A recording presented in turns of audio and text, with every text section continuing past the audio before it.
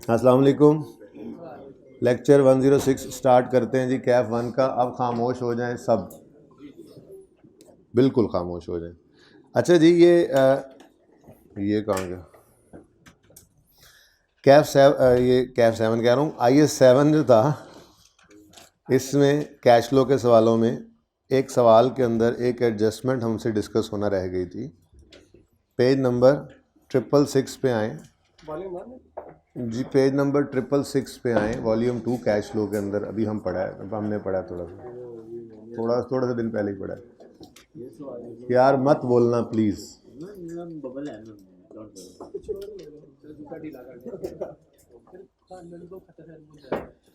Please comments नहीं करने, यही तो मना कर रहा हूँ। Question number 3, universal limited for the year 30 जून 17, हमने ये सवाल किया था। सारा सवाल हो गया था, सवाल में कोई इतनी जान नहीं थी। एक एडजस्टमेंट ऐसी थी जो वैसे आपको आना बहरहाल करीनस के आस है, लेकिन फिर भी चूंकि IKF की किताब के अंदर ये एडजस्टमेंट पड़ी हुई है तो हम भी देख लेते हैं, मसला कोई नहीं। ठीक है। अच्छा जी, क्रेडिटर का पता है? क्रेडिटर का क्या होता है? अच्छा, एक क्रेडिटर था हमारा, उस क्रेडिटर ने हमसे लेने थे 50 रुपये। उसने हमें कहा कि भाई अगर आप जल्दी पैसे लेकर आ जाएं तो मैं आपको 5 रुपये छोड़ दूंगा। तो हमने एंट्री पास की, क्रेडिटर 5 रुपये से डेबिट, और पुरानी entry discount received income credit, जिसको अब हम बड़े हो गए हम कह दिया करते हैं परचेजेस। ठीक है ना? अच्छा, और फिर जब हम ये ऑफ़र एक्सेप्ट करके निकलेंगे घर से तो हम पैसे कितने लेकर जाएंगे? 45 रुपये। और जाकर जब पे कर देंगे तो कैरेक्टर क्या हो जाएंगे? 0। ठीक है, बस यही एडजस्टमेंट थी। थोड़ी सी अंग्रेजियाँ हमारी हुई थी और कुछ नहीं था। ठीक है, अब पढ़ते हैं ज़रा। सबसे पहले बैलेंस शीट में आए, पेज नंबर मैंने बोला है 666 नंबर सफ़े पे ये गोल्डन सवाल था। Question 3, universal limited question bank का कैश फ्लो का सवाल। इस सवाल के अंदर डिबेंचर्स नज़र आ रहे हैं और डिबेंचर्स नज़र आ रहे हैं लाइबिलिटीज साइड पर। डिबेंचर एसेट साइड पे भी नज़र आ सकते हैं, लाइबिलिटी साइड पे debenture, bonds, TFCs, loan notes, preference shares redeemable वाले।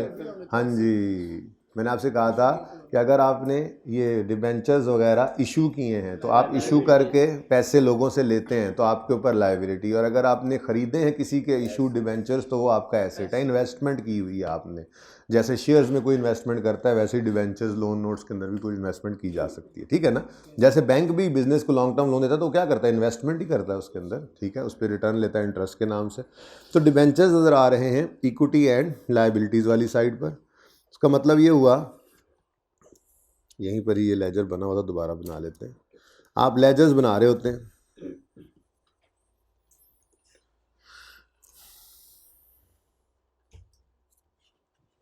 यहाँ पर बना लेते हैं जी। कोई वर्किंग नंबर आपका चल रहा होगा डिबेंचर्स के नाम से। मैं आपकी आसानी के लिए इसको डिबेंचर सिर्फ नहीं लिखता, डिबेंचर पेएबल लिख देता हूँ, मतलब लाइबिलिटी। ठीक है, अब सबसे पहले तो ओपनिंग 20,000, क्लोजिंग 18,000। ओपनिंग 20,000 और क्लोजिंग 18,000।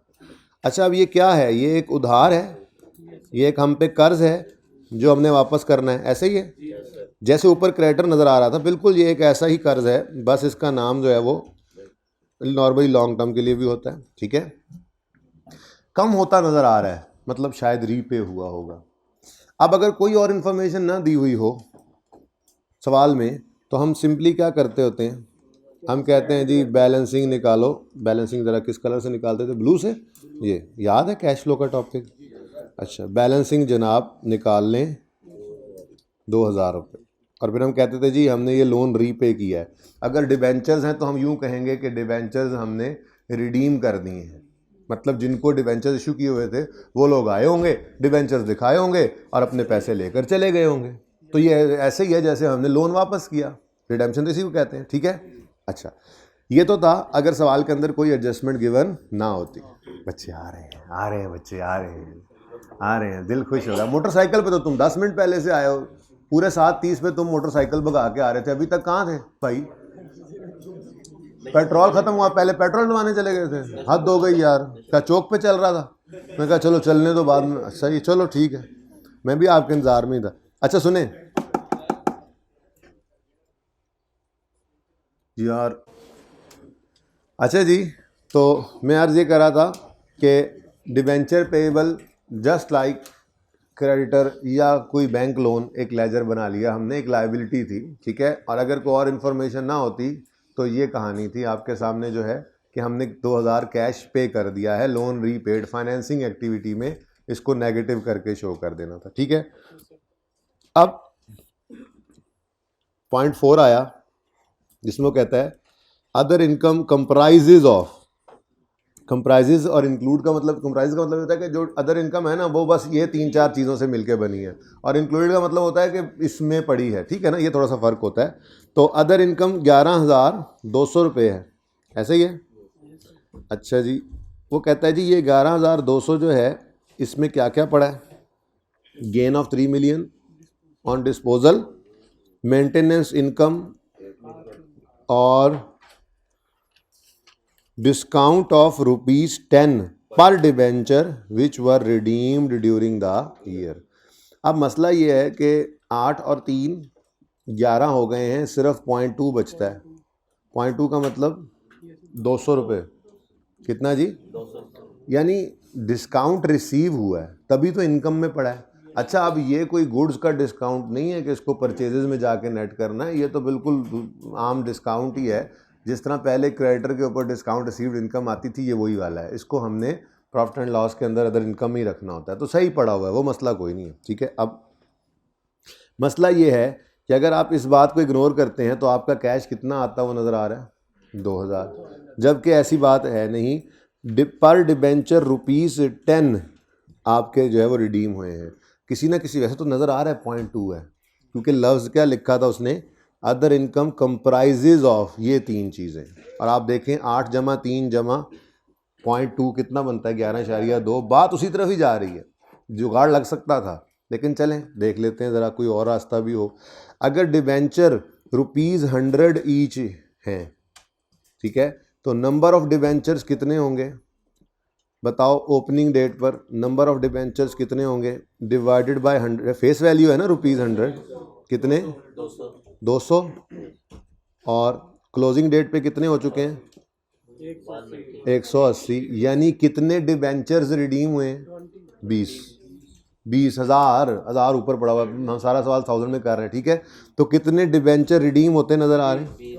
देखो, मैंने आपको बड़ी सादा सी बात की कि क्रेडिटर 50 से ही कम हुआ है, 50 से कम होके 0 हुआ है।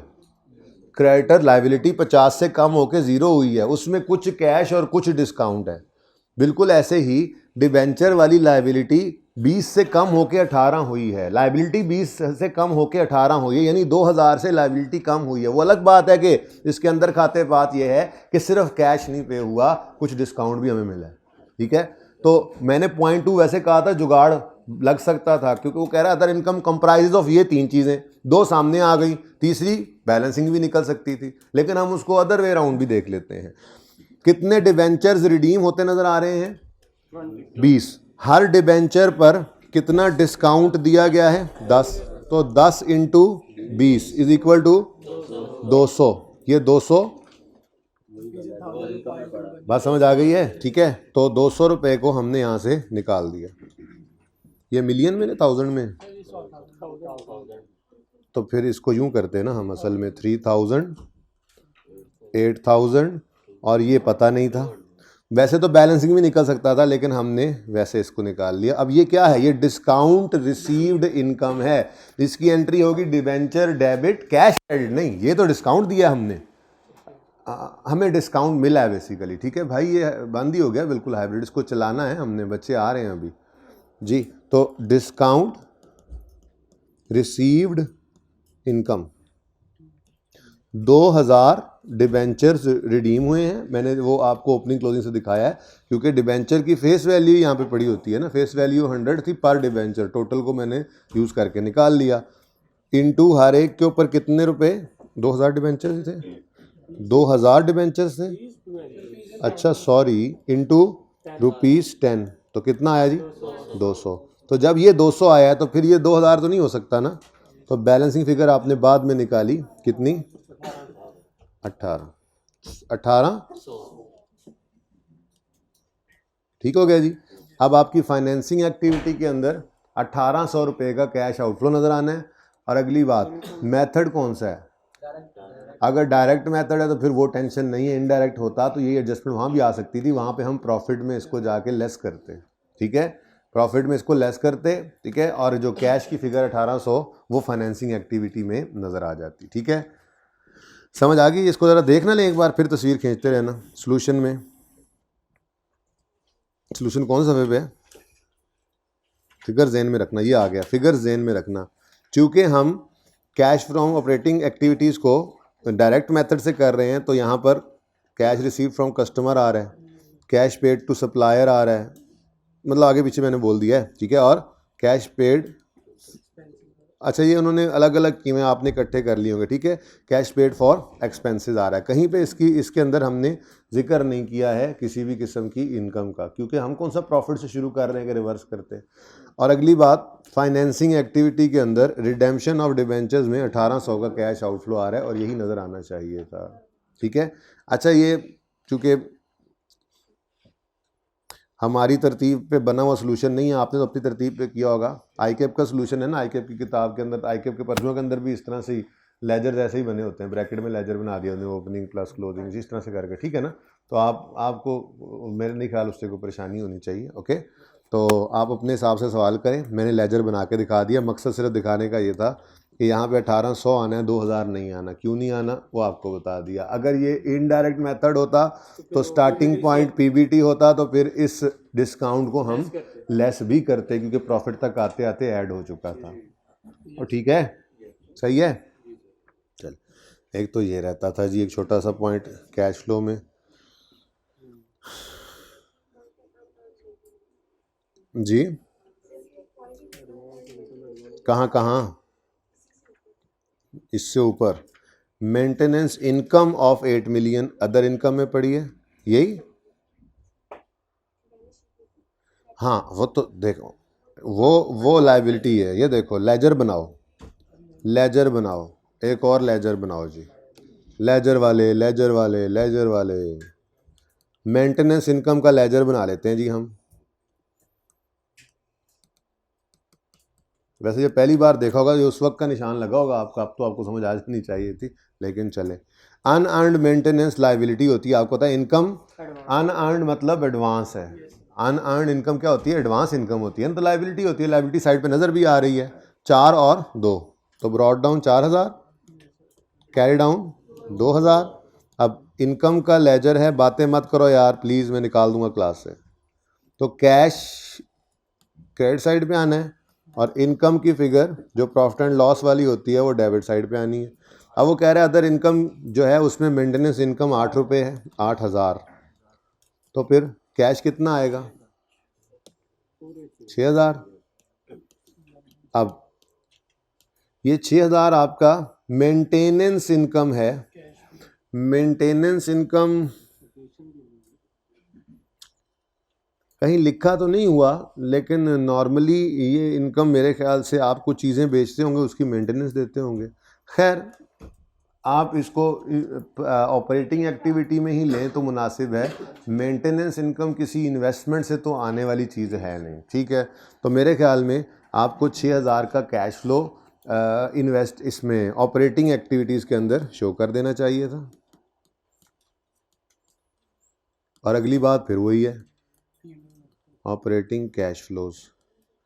हम पीबीटी से स्टार्ट नहीं कर रहे, अगर करते तो इस 8000 को हम लेस भी करते, लेकिन ऐसा कुछ करने की ज़रूरत नहीं पड़ी। ठीक है, और जी चलें जी, एक हाइब्रिड ओके है।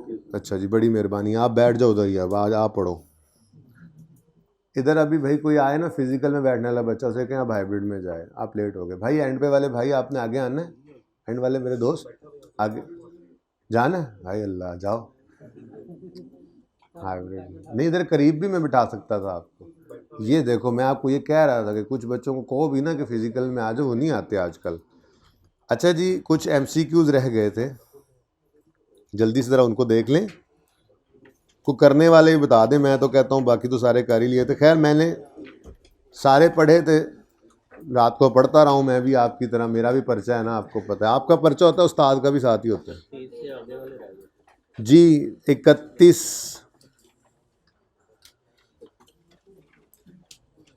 एक यार, अब मैं निकाल दूंगा क्लास से, मैंने पहले भी बताया आपको। एन के लगा के बोली जा रहे हैं, अब ये ना कहना एन के उतार के बोलने लग जाओ सर आप। तो पेज 696 पे आ जाएं जी। वैसे मैंने कुछ एमसीक्यूज निशान लगा लिए थे कि बस यही आप कर लीजिएगा, वैसे तकरीबन सारी लग गए थे जो रहते थे। A company with healthy profit is facing a cash shortage. अच्छा एक मिनट रुक के बताओ, ये मुमकिन है भला? एक कंपनी बड़े प्रॉफिट्स, अच्छे प्रॉफिट्स कमा रही हो लेकिन कैश फ्लो का मसला हो? कब? उधार पे चीज़ें बेचेंगे तो सेल तो बढ़ जाएगी, लेकिन कैश फ्लो स्टेटमेंट में हम सेल्स नहीं लेते, हम कैश रिसीव फ्रॉम कस्टमर लेते हैं। जैसे ये अभी इनडायरेक्ट मेथड, ये डायरेक्ट मेथड में भी देख के भी आ रहा है। इनडायरेक्ट में तो ऑटोमेटिकली हो जाता था ना, प्रूफ किया था, याद है? ठीक है, खुला टाइम होता था क्लासेस के अंदर, टॉपिक खत्म भी हो गया फिर भी लगे रहते थे। वो याद करें, पूरा एक दिन ऐसे आधा पौना घंटा लगा दिया था, और याद है? अच्छा, तो कैश फ्लो के अंदर हमें कैश चाहिए होता है, सेल्स से, डेटर्स से आने वाला, ठीक है, या कैश सेल्स का कैश। हमें सेल्स की फिगर नहीं चाहिए होती, प्रॉफिट की फिगर नहीं, कैश की फिगर होती है, ऐसे ही है ना? अच्छा, तो क्या वजह हो सकती है? Which of the following events could account for this, कि क्या वजह हो सकती है? Delaying payments to creditors, creditor payment को डिले करने से नहीं। Shortening of credit period granted to debtors, debtors को ज़्यादा दिन दिए जा रहे हैं तो वो सेल्स की तरफ तो आएंगे, सेल्स तो बढ़ेंगी, at the same time cash flow तो कम होगा ही। कैश फ्लो, कैश साइकिल के अंदर डेटर डेज तो बढ़ जाएंगे ना। हाँ ये एक लग रहा है, अगले भी पढ़ लो, इससे अच्छा ही को ना पढ़ा हो। शॉर्टनिंग ऑफ क्रेडिट पीरियड, हाँ क्रेडिट पीरियड कम किया है, नहीं सॉरी, वो तो बढ़ाने से होता है, ठीक है जी, ये तो खबरदार। रीसेंट एक्विजिशन ऑफ मशीनरी, हाँ ये इसलिए हो सकता है कि वैसे प्रॉफिट्स अच्छे थे, कैश फ्लो भी ठीक थे, लेकिन देखें जो ये जो कैपिटल एसेट एक्वायर करना होता है ना, ये कैपिटल इन्वेस्टमेंट, ये कोई छोटी मोटी चीज़ नहीं हुआ करती, ये बहुत बड़ी इन्वेस्टमेंट होती है। जब भी की जाती है कंपनी की, एक बार जो है वो चीखें निकल जाती हैं, ठीक है ना। कैश जो है वो एक बार सारे का सारा इधर जो पड़ा होता है सारा कुछ लग जाता है उनका। आप एक फैक्ट्री सेटअप करने लग जाएं, एक प्लांट नया मंगवा लें, तो ये कोई छोटी इन्वेस्टमेंट नहीं होती। आप तो बैठे होते हैं ना यहाँ पे किताबों के अंदर, इनकम स्टेटमेंट बैलेंस शीट बना लीजिए, एसेट आ गया जी, एसेट डेबिट कैश क्रेडिट, वो ऐसे जो पीपीई के आइटम्स होते हैं, ये कोई छोटे आइटम्स नहीं होते। तो बिल्कुल ये हो सकता है कि चाहे प्रॉफिट्स में थी कंपनी, लेकिन उन्होंने ऐसा काम कर लिया कि उन्होंने कोई एसेट खरीद लिया है, हो सकता है। Increase in dividend proposed bye directors, देखें पहली बात है मतलब प्रोपोज डिविडेंड अगर फाइनल है तो अनाउंस हो जाता है, वो मसला नहीं है। हाँ ये कह सकते हैं आप कि ये डिविडेंड प्रपोज किया ही कैश को देखकर जाता है, ठीक है, ऐसी बात नहीं होती। मेरे ख्याल में सबसे ज़्यादा बेहतर एक्विजिशन ऑफ मशीनरी ही लग रहा है, ठीक है। लेकिन डिविडेंड कौन से रिटेन अर्निंग से ज़्यादा करते हैं जी? प्रॉफिट से कम ही करते हैं, प्रॉफिट से अल्टीमेटली रिटेन्ड अर्निंग्स में कम करते हैं, लेकिन हेल्दी प्रॉफिट्स का मतलब प्रॉफिट एंड लॉस अकाउंट में प्रॉफिट नज़र आना ही हम ले सकते हैं। बहरहाल मेन मिक निकालने की ज़रूरत नहीं, मेरे ख्याल में काम चल जाएगा। बाकी मुझे इन एमसीक्यूज़ में तो कोई 3-4 में कोई मज़े की बात नहीं लगी। अगर किसी का सवाल है तो पूछ सकते हैं। नहीं बेटा 36 पे तो गोल दायरा लगा हुआ है ना, ऊपर वाले 4 बोले ये, इनमें किसी को कोई मसला है तो मैंने कहा ये फजूल थे, रहने दें, टाइम नहीं ज़ाया करेंगे। तो मैंने जो सर्कल किए हुए एमसीक्यूज़, मेरे हिसाब से वो डिस्कस हो जाने चाहिए। अगर उसके अलावा कोई बच्चा किसी एमसीक्यू के अंदर कोई प्रॉब्लम रखता है, उसने निशान लगाया हुआ है, तो वो मुझसे पूछ सकता है, ठीक है। Which of the a company has a negative cash flow from operating activities, operating activities का पता है, ठीक है, इन्वेस्टिंग फाइनेंसिंग के अलावा ऑपरेशंस, वो नेगेटिव है। क्यों हो सकते हैं जी? डिविडेंड ज़्यादा पे कर दिया है भाई, डिविडेंड पेमेंट वैसे तो फाइनेंसिंग एक्टिविटी है, हम इसको ऑपरेटिंग में लिखते थे, लेकिन एमसीक्यूज के पॉइंट ऑफ व्यू से मैंने कहा था आप उसको फाइनेंसिंग में ही समझना, तो इसलिए ये तो है ही नहीं operating activity for the point of view, from point of view of MCQs. Substantial investment in new fix asset, ये इन्वेस्टिंग एक्टिविटी में माइनस होता है। Sudden increase in credit sale, credit sale ज़्यादा बढ़ी है तो फिर कैश तो नहीं ना आया, वो तो उधार पे चीज़ें बेची हैं। रीपेमेंट ऑफ लोन, ये फाइनेंसिंग है तो फिर सी ही होना था। अच्छा जी, तो सी भी करा ही लिया फिर, चलें जी। वैसे जो मैंने एमसीक्यू छोड़े होते हैं ना, वो ऐसे होते हैं कि अगर आप खुद भी पढ़ेंगे तो आपको समझ आ जाएगी, इसीलिए छोड़े होते हैं। Which of the following companies are most likely to face cash flow problems? कौन सी कंपनीज हैं इनमें से जिनको कैश फ्लो प्रॉब्लम्स आने का खदशा है? A loss making government organisation, government Pakistan की ना हो तो नॉर्मली गवर्नमेंट ऑर्गेनाइजेशंस को कैश फ्लो के प्रॉब्लम्स कभी नहीं आते।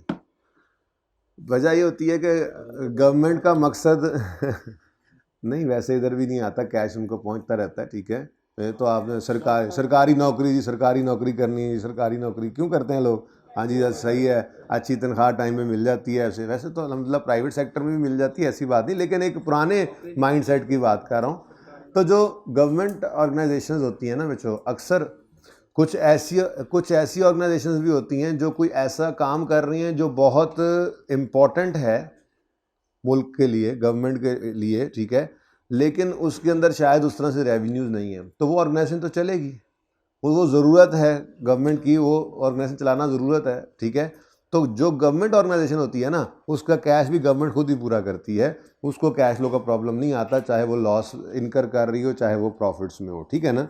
तो इसलिए इनको कोई मसला नहीं होता, लॉस मेकिंग गवर्नमेंट ऑर्गेनाइजेशन को कैश फ्लो का प्रॉब्लम नहीं आता, क्योंकि गवर्नमेंट ऑर्गेनाइजेशन है, लॉस मेकिंग अक्सर ही होती हैं, क्योंकि इनका मकसद क्या होता है, नॉर्मली प्रॉफिट कमाना नहीं होता, नॉर्मली अपनी पब्लिक की वेलफेयर होता है, तो इनको मसला नहीं आता, इनका कैश पूरा करती रहती है गवर्नमेंट, वो पूरा करते रहे, टैक्स इकट्ठा करके इनको देते रहेंगे कि जी आप तो चले ना, अस्पताल तो चलने दो ना, ठीक है। एक बात कर रहा हूँ मिसाल के तो, A company which has recently sold part of its operations so as to concentrate on its core areas.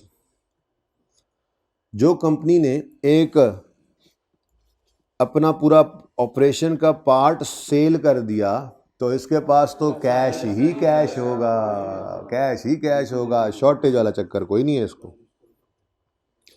A reasonably profitable and long established company with no expansion plans.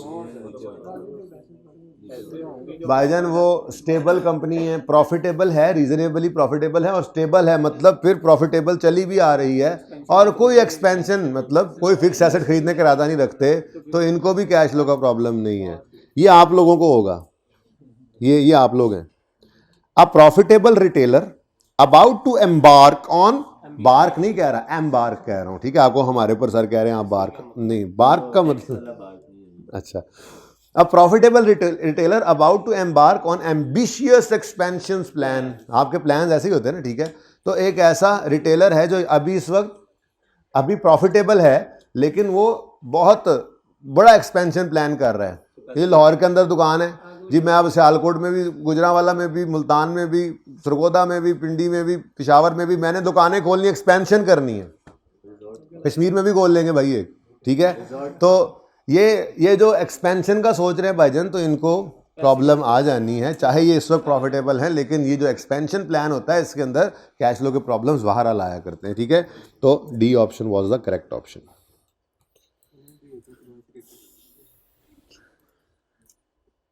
अच्छा जी, a debit balance on retained earnings account indicates that company has paid more dividend. भाई नहीं, ये तो मेरे class के अंदर मैंने टेस्ट में दिया भी हुआ है।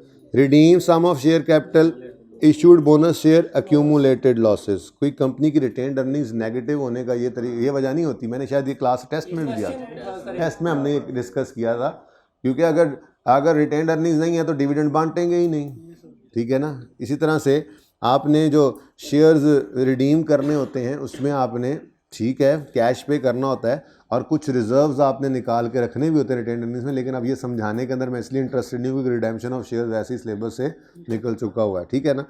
और बोनस शेयर इशू करने से रिटेन्ड अर्निंग्स कम होती हैं, share capital at the same time बढ़ता है।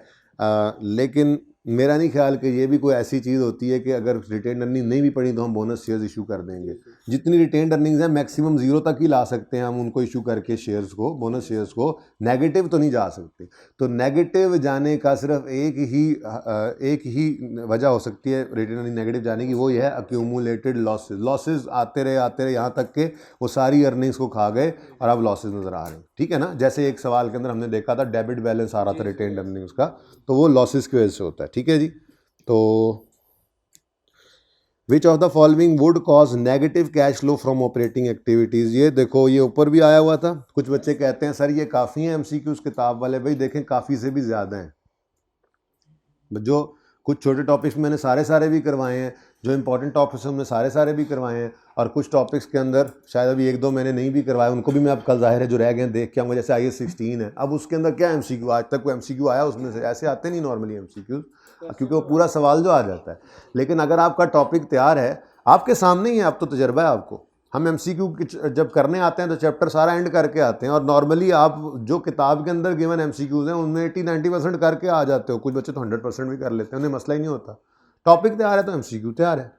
और ये जो किताब के अंदर है इनमें से भी कभी कभी इक्का दुक्का आ जाते हैं इसी तरह से, जैसे ये ऊपर लिखा हुआ था गालिबन। ठीक है, जो यहाँ पर भी आ गया। C was the correct option, negative cash flow from operating activities. ये जो यहाँ पे हमने, ये स्टूडेंट ने मुझसे पूछा था। ठीक है जी। अच्छा जी। In order to survive in long run, a business must generate a positive net cash flows from investing activities या फाइनेंसिंग या ऑपरेटिंग। भाई वो कहता है कि लॉन्ग रन में सर्वाइव करने के लिए आप हमेशा ये ध्यान में रखो कि आपने मालिकों से पैसे लेने हैं या बैंकों से पैसे लेने हैं। फाइनेंसिंग एक्टिविटी ज़्यादा से ज़्यादा हो, या आप हमेशा अपने फिक्स एसेट को बेची जाओगे ताकि इन्वेस्टिंग एक्टिविटीज़ में पॉजिटिव कैश फ्लो आए। ऐसा है, ये लॉन्ग रन वाली हरकतें नहीं हैं। जब भी ज़रूरत पड़ी फिक्स एसेट बेचो कैश फ्लो पॉजिटिव करने के लिए। ठीक है, ये लॉन्ग रन वाली हरकतें नहीं हैं कि बिज़नेस खुद अपने पैरों पे खड़ा ही नहीं कर रहे, थोड़ी देर बाद आप कहते हैं यार पैसे दे दो, मार्गों कहते हो, कभी बैंकों को कहते हो। तो अगर आपने लॉन्ग रन में स्टेबल होना है तो आप अपने ऑपरेशंस को इतना बेहतर करें कि बिज़नेस अपने पैरों पे खड़ा हो, वो ऑपरेशंस से नेट कैश फ्लोज पॉजिटिव लेकर आए। ठीक है जी। तो B was the correct option.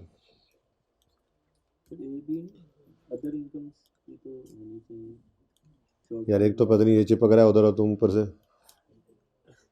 अच्छा जी, मतलब अदर इनकम कमाना हमारे बिजनेस का मेन मकसद होता है ना। मतलब यहाँ पे कॉलेज वालों ने जो कॉलेज खोला है और पीछे अगर कोई घर मकान किराए पे लेकर ख़रीद लिया है, ठहर जाओ, वो जिसकी है भाई उससे पूछो ना, मैं वैसे मिसाल दे रहा हूँ। सरप्लस फंड्स आए, पिछली गली के अंदर एक घर किराए पे ले लिया और उसको ख़रीद लिया और किराए पे दे दिया। अब कॉलेज वालों का तो मकसद ही यही था कि घर किराए पे लेके किराए पे दें। मकसद की बात कर रहा हूँ, ये मकसद नहीं है तो रूटीन में ये काम नहीं होते। अदर इनकम होती है वो काम जो कभी कभार होते हैं। फिक्स एसेट कभी कभार बेचे तो अदर इनकम आई, नॉन कोर एक्टिविटी से रेंटल इनकम आई, ये अदर इनकम है। सर ये बात सही है, लेकिन ऐसा भी तो हो सकता है ना कि 2 साल मुसलसल ऑपरेशन लॉसेस जनरेट कर रहे हैं, तो अगर ये बिजनेस के पास कोई बैकबोन ही नहीं है अदर इनकम की तो वो सर्वाइव नहीं कर सकते। तो भाईजान वो बिल्कुल फिर भी अदर इनकम ही रहेगी, वो ऑपरेशंस नहीं बन जाएंगे। मैं ये नहीं कहने लग जाऊंगा कि कॉलेज की कोर एक्टिविटी है मिशन विजन स्टेटमेंट में लिखवा दें घर ले लेकर किराए पे देना, तो इसलिए ऑपरेशंस ही बचाते हैं बिजनेस को। अदर इनकम का मतलब ही यही है कभी कभार होने वाली कुछ काम, छोटे मोटे कुछ काम जो हमारे मेन मकसद से हट कर हैं। तो वो मेन मकसद के से हट कर जो काम होते हैं वो कभी भी बिजनेस चला नहीं रहे होते, वो बस ऐसे ही है कि वेले पैसे पड़े थे इन्वेस्टमेंट कर दी, वेले पैसे पड़े थे जगह खरीदी और रेंट पे दे दी, वेले पैसे पड़े थे तो ये शेयर्स खरीद लिए डिविडेंड आ गया। थोड़ा बहुत होता है ये बिजनेस इनके ऊपर नहीं खड़ा होता ना, इन पे इंसार कर रहा होता है ना इनसे बच सकता है। ठीक है, अच्छा जी, ये नॉर्मल की बात कर रहा हूँ। अब नॉर्मेलिटी जो होगी वो सवाल खुद बताएगा तो फिर सोच लेंगे ऐसी बात। विच of the following may be presented in both statement of comprehensive income यानी इनकम स्टेटमेंट और स्टेटमेंट ऑफ कैश फ्लोज। तो purchase of non current asset तो सिर्फ कैश फ्लो में आता है, इशुएंस ऑफ शेयर्स भी, रीपेमेंट ऑफ लोन भी सिर्फ डेप्रिसिएशन ही है जो इनकम स्टेटमेंट में नज़र आती है एक्सपेंसेस में और कैश फ्लो में रिवर्स होते हुए। ठीक है जी। यार ये एसी चलवा दें, क्यों बंद रखे हुए हैं, समझ नहीं आ रही।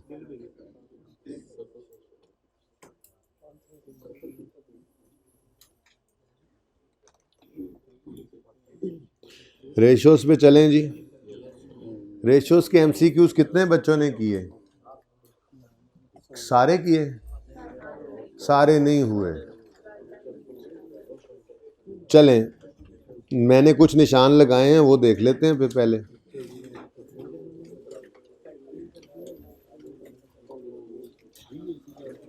जल्दी करें, काम भी शुरू करें, अब बच्चे आ गए। तो ये तो ऐसे ही बस टाइम पास कर रहे थे बच्चे पूरे करने के लिए।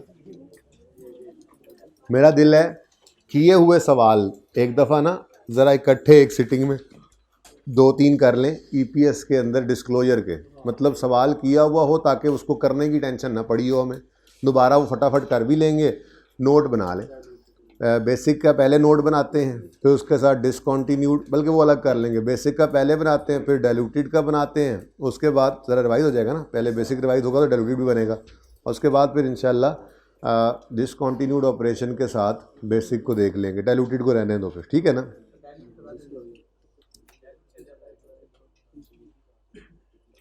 जो मुझे मुनासिब लगेगा मैं करा दूंगा, ठीक है जी।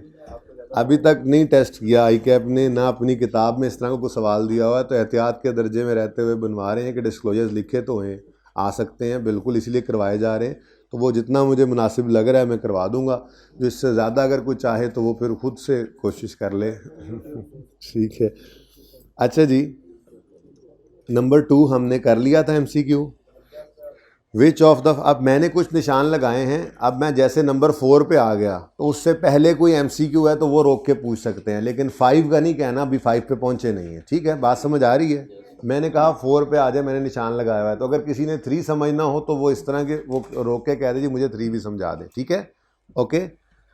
लेकिन जाहिर सी बात है ये वही बच्चे पूछ रहे होते हैं जो बच्चे काम करके आए होते हैं, ठीक है, okay. Which of the following should be included in acid test या क्विक रेशो। क्विक रेशो का मैंने दूसरा नाम बताया था आपको, इसको एसिड टेस्ट रेशो भी कहते हैं, ठीक है। तो एसिड टेस्ट रेशो में क्या इंक्लूडेड है, क्या इंक्लूडेड होता है? तो इन्वेंट्री इंक्लूडेड होती है? नहीं नहीं, इसी को तो निकालते हैं। Long term loan? नहीं। अच्छा, रॉ मटेरियल, ये भी इन्वेंट्री है। Account payable? अच्छा, अब कुछ बच्चों ने ना क्विक एसिड समझा था ऊपर देख के, उसने ये नहीं पूछा कि क्या क्या क्विक एसिड्स में शामिल होगा, उसने कहा क्या क्या इंक्लूडेड होगा क्विक रेशो में। तो क्विक रेशो में quick acids over current liabilities होते हैं, इनमें तो कोई भी क्विक एसिड नहीं था, तो ये तो उस रेशो में नहीं आते। लेकिन अकाउंट पेएबल करंट लायबिलिटी है, डिनोमिनेटर में इसने आना था, तो D is the correct option. Number 6 में सिर्फ एक बताना था मैंने, ये 5 किसने बोला? 5 किसने बोला? ज़रा रजिस्टर पे दिखाओ कहाँ पे ट्राई की हुई है। रजिस्टर पे दिखाओ, मुझे सॉल्व करना था भाई। हाँ हाँ दिखाओ दिखाओ। ये वेरी सिंपल यार, सेल्स गिवन है जिसमें कुछ कैश है, तो कैश ऑफ विच ये निकाल ली, फिर आपने account receivable opening closing ledger बनाना था भाई, क्रेडिट सेल्स उसके अंदर डाल देनी थी, और आपके पास जो है वो, अच्छा ये तो रेशो है, मैं डेटर बना रहा हूँ। बहरहाल आपको फॉर्मूला आना चाहिए, हमें चाहिए क्या? Receivable turnover. रिसीवेबल टर्नओवर निकलता है credit sales over average debtors. तो मेरा नहीं ख्याल कि ये सवाल करने के काबिल भी है जी, तो फिर क्यों कह रहे थे कि ये करवाओ?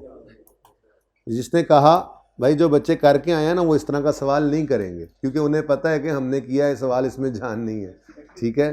तो नंबर 6 पे मैं आया हूँ, और जेन्युइन मसला होता भी है, बीच में कोई 1-2 छोड़े होते हैं मैंने, ताकि पता लगे करके आए हैं या नहीं, तो ऐसा हो भी सकता है। ज़रूरी नहीं कि जो मैंने कह दिया बच्चे के जहन में ये सवाल है तो वो कर ही नहीं रहा, कुछ मैंने जानबूझ के भी छोड़े होते हैं चेक करने के लिए, वाला करके भी आए हैं या नहीं, पूछते भी हैं या नहीं। मैंने कहा MCQs कर लिए हैं, यस सर की आवाज़ें आती हैं, तो चेक करने के लिए 1-2 छोड़ देता हूँ। फिर जो डिस्कस करने वाले थे और डिस्कस होने चाहिए थे और मैंने निशान नहीं लगाए चेक करने के लिए कि करके आए या नहीं, लेकिन ये भी पता होता है कि ये वाले करके नहीं आए।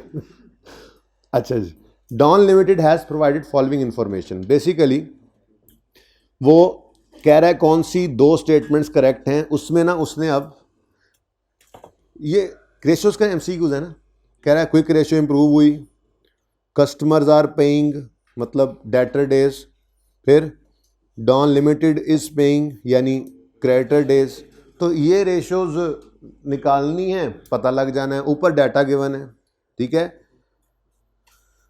ये ना 2005 पता नहीं क्यों लिख दिया, ये 2000, इसको सही कर लें, इतनी दूर वाली रेशियो कंपेयर हो रही 2015। अच्छा हमने तो सर ये देखा ही नहीं था, हमने तो ऊपर 15 ही समझा था। अच्छी बात है, कभी कभी इस तरह के काम भी काम दे जाते हैं, गलती। अच्छा भाई साहब ये रेशियोज हैं, क्विक रेशियो निकालना कोई मुश्किल नहीं है, quick assets over current liabilities, यहाँ से क्विक एसेट आइडेंटिफाई करना है, करंट लायबिलिटी से डिवाइड करना है। Customers are paying, debtor days निकालने हैं, यहाँ पे डेटर्स भी मौजूद हैं, डेटर्स मौजूद है ना जी, ओपनिंग क्लोजिंग एवरेज करोगे, और क्रेडिट सेल्स ये भी मौजूद हैं, इनको एवरेज नहीं करना है, सिर्फ ये वाली अपने साल की उठाओगे, ठीक है। तो ये रेशियो सिर्फ निकालनी है और देख लेना है कि उन्होंने क्या कहा है कि जी पिछले साल से इस साल ये इम्प्रूव हुआ या नहीं। तो ये कोई मसला नहीं था। असल में मैं जिस चीज़ के लिए कंसर्न था इस रेशो में वो है नेट करंट एसेट्स। इस नाम की रेशो हमने पढ़ी ही नहीं थी, लेकिन कोई बात नहीं, हमें इतना तो बताया गया था क्लास में कि नेट एसेट्स का मतलब है जब एसेट्स ज़्यादा हो, नहीं नेट करंट एसेट्स भी हो सकते हैं, नेट टोटल एसेट्स भी हो सकते हैं, वो तो उसकी मर्जी है ना, नेट नॉन करंट एसेट्स हो जाए, ठीक है ना। लेकिन उसने हाँ ठीक है नेट करंट एसेट्स बोला है, तो इसका मतलब ये है कि आप करंट एसेट्स और करंट लायबिलिटीज़ को जब नेट करें तो नेट में एसेट्स ज़्यादा आ रहे हैं, ठीक है ना। तो ये मैंने आपको यहाँ पर MCQ नंबर 2 में समझा दिया था नेट करंट लायबिलिटीज़ के अंदर कि नेट करंट लायबिलिटीज़ का मतलब क्या है, आपने नेट किया दोनों चीज़ों को तो ज़्यादा क्या आया, तभी तो नेट में करंट लायबिलिटी, ठीक है ना। ऐसे ही उस रेशो के अंदर भी मेरा कंसर्न सिर्फ ये था कि मैं आपको ये बता दूं कि नेट करंट एसेट्स का मतलब होता है current assets minus current liabilities. अब वो ये कह रहा है ज़रा बताएं ये स्टेटमेंट सही है कि नेट करंट एसेट्स इंक्रीज़ हुए हैं।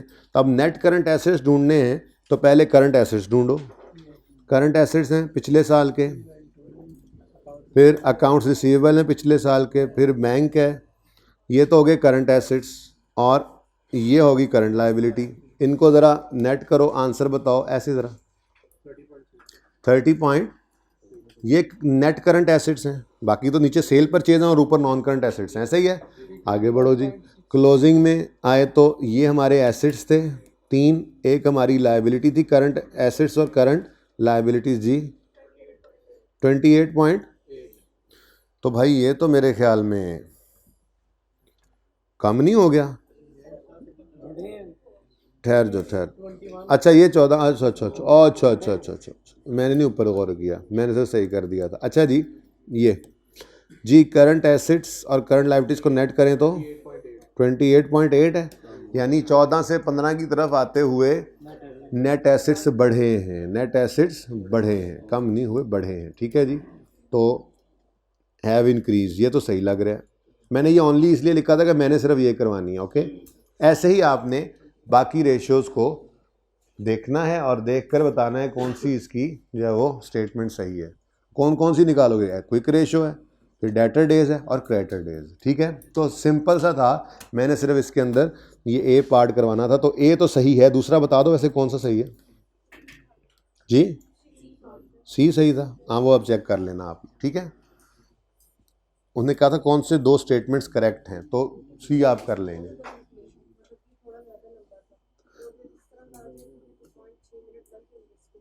पाँच 6 मिनट कभी भी नहीं लगेंगे, कैलकुलेटर के ऊपर कर लेंगे आप, ये चीज़ें मैंने लिखी हैं, हम कैलकुलेटर पे करेंगे। MCQ में वर्किंग तो ज़रूरी है नहीं, 5-6 मिनट नहीं लगेंगे। पहली बात है इतना लेंथी MCQ आए ज़रा मुश्किल है, लेकिन अगर आ भी जाए तो वो 2 नहीं 3 नंबर देगा।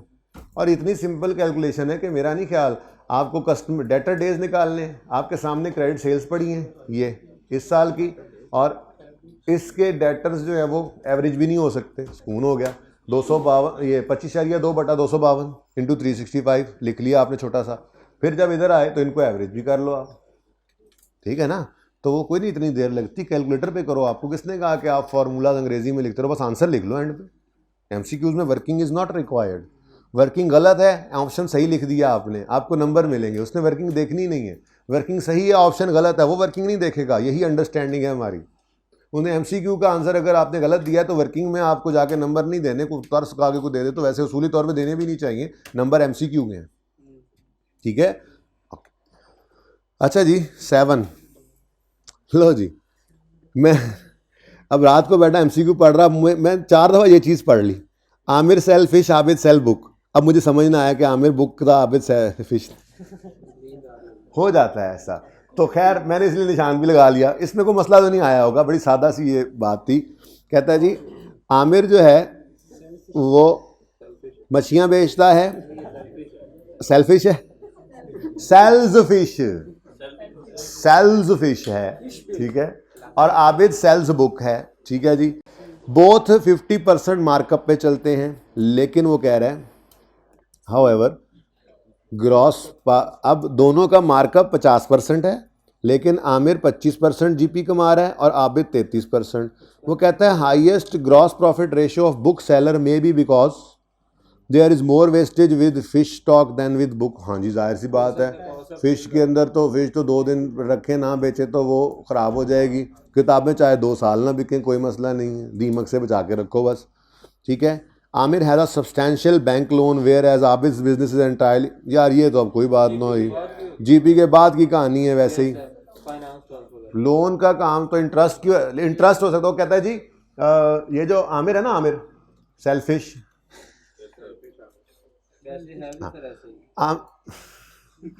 आमिर सेल्फिश जो है ना, आमिर सेल्फिश के पास बैंक लोन है, जबकि आबिद बुक के पास कोई बैंक लोन नहीं है, सारा पैसा अपने घर से लगाया हुआ है। शायद इसलिए आमिर सेल्फिश को इंटरेस्ट देना पड़ता होगा। तो भाई वो जीपी रेशियो है, जीपी के बाद की कहानी है, तो ये भी नहीं हो सकता, ठीक है। तीसरा, Aamir has expenses high street premises whereas Abid has cheaper. Aamir sells fish जो है वो फ्रंट वाली दुकान मेन वाली पे है, ठीक है, जबकि आबिद बुक जो है वो किताबें वैसे ही हम लोगों ने ऐसी किसी नुक्कर पे लगा दी हुई हैं दुनिया के अंदर अब, ठीक है। तो ये भी एडमिन एक्सपेंस है या सेलिंग एक्सपेंस है, कॉस्ट ऑफ सेल तो नहीं होती। और आमिर टर्नओवर इज डिक्लाइनिंग, ये कहीं पे कोई क्लियर बात नहीं है कि आमिर का टर्नओवर डिक्लाइन कर रहा है, आबिद का इंक्रीज कर रहा है, ठीक है। मतलब कहीं पे कोई क्लियर नहीं मेरे ख्याल से। तो जिसको कहा था ना हमने, इन एफिशिएंसीज की वजह से, एफिशिएंसीज की वजह से कॉस्ट ऑफ सेल बेहतर हो रही है, कम हो रही है, तो जीपी बढ़ रहा है, और इन एफिशिएंसी की वजह से ये कॉस्ट ऑफ सेल बढ़ती है और प्रॉफिट कम होते हैं। तो मेरे ख्याल में यही एक ऑप्शन हो सकता था सही।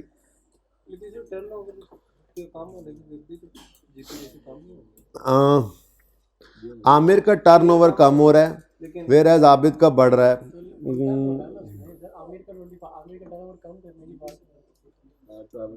सही है ना, उसकी जीपी रेशो कम है, ठीक है, हो सकता है, लेकिन कोई ख़ास इसके अंदर निशानी नज़र नहीं आ रही मुझे कि जिसमें ये लिखा हो कि सेल ही कम हुई है। देखो एक चीज़ ऑब्वियस है सवाल से और एक चीज़ छुपी हुई है। मसला ये है, अगर ये मछली और बुक वाली बात ना करता तो मैं दोनों के अंदर फिर इनडिफरेंट था। मैं ये कहता कि उसकी कॉस्ट ऑफ सेल बढ़ गई है, या मैं ये कहता उसकी सेलिंग प्राइस कम हो गई है। दोनों सूरतों में जीपी ने कम होना है। लेकिन एक चीज़ सामने ऑब्वियस नज़र आ रही है, वो क्या है, इन दोनों की बिज़नेस की नेचर डिफरेंट है। तो नेचर डिफरेंट होने की वजह से जो इसने ऑप्शन लिखा है ए, वो मुझे ज़्यादा मुनासिब लग रहा है कि इसकी वेस्टेजेस शायद ज़्यादा होती होंगी, हालांकि जीपी रेशो तो सेम है, ठीक है, जीपी रेशो सेम है, तो सेल के कम होने बढ़ने से फ़र्क पड़ना भी नहीं चाहिए। देखो मिसाल के तौर पे आमिर है, आप बात बढ़ा ही देते हो यार आप लोग। आमिर की सेल थी 100, आमिर ने जीपी 25 और कॉस्ट ऑफ सेल है इसकी 75, तो इसका जीपी कितना आ रहा है? आबिद है ना दूसरा, आबिद की सेल भी 100 है और वो 67 की कॉस्ट इनकर कर रहा है और 33 का प्रॉफिट है। अब वो कहता है कि चेक कर लेते हैं, वैसे ऑब्वियस चीज़ की तरफ जाना चाहिए, अब टाइम ज़ाया हो रहा है हमारा खामखा में। आमिर का टर्नओवर डिक्लाइन हुआ है, यानी सेल डिक्लाइन हुई है, ठीक है। आमिर की सेल मिसाल के तौर पे 100 से 120 से 100 पे आई थी, ठीक है। अब ये कम हुई है तो अब 120 की कॉस्ट ऑफ सेल निकालो, मेरे ख्याल में वो मार्कअप लगा कर, ठीक है, करो कैलकुलेट, बात लंबी निकल जाएगी फिर। अच्छा चलो एक काम करो, अभी ब्रेक होगी ना 10 मिनट की, उसमें ना इसको ज़रा करके देख लेना, फिर मैं बात कर लूँगा, ठीक है। 80 आ रहा है, 120 80, ज़रा बताओ 40। अब ज़रा रेशो भी निकाल लो, इसका 25% था और 40/120, 33 से 25 पे ये आ गया। और आबिद का टर्नओवर उन्होंने कहा क्या हुआ है जी, बढ़ा है। एक अजीब सी बात ही हो रही है, बढ़ा है, इसको ले आओ 80 से। अब इसका मार्कअप भी निकालो, इसकी कॉस्ट कितनी होगी 80 में, 53 और जीपी 27। जीपी रेशो निकालो 27/80, ये तो फिर भी सेम है, तकरीबन थोड़ा सा बढ़ गई है या सेम है, ठीक है। तो मतलब ये तो वहीं की वहीं है, यानी कि जितनी रेशो पे ये फिर रहा था ये तो उतनी पे ही है। इसका अगर रेवेन्यू बढ़ रहा है, इसका अगर टर्नओवर बढ़ रहा है, तो उसकी रेशो के हिसाब से उसकी कॉस्ट ऑफ सेल बढ़ रही है, उसका जीपी तो वही रहना है, ठीक है। तो ये कोई इतनी ऑब्वियस वजह नहीं है, हाँ सोचने के लिए सोच सकते थे, लेकिन मेरे ख्याल में बेहतर यही था कि उसकी नेचर देखते हुए कहा जाए कि ऑब्वियस फ़र्क ये नज़र आ रहा है कि इसकी वेस्टेज ज़्यादा होती होगी, ठीक है। कहाँ लिखा हुआ है,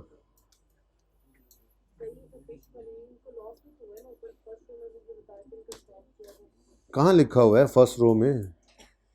वो कह रहे हैं वो बेटा, अच्छा मैंने कहा कहीं ऊपर सवाल में लिखा, उन्होंने कहा था जी कि ये हो सकता है किस वजह से हो, तो वो आगे बता रहे हैं हो सकता है इस वजह से हो, कोई कंफर्म बात ये भी नहीं थी, लेकिन ये नेचर को देखते हुए नॉर्म है इस बिज़नेस की कि नॉर्मली वेस्टेजेस इसमें ज़्यादा होती हैं, मे के साथ ही, मस्ट नहीं है।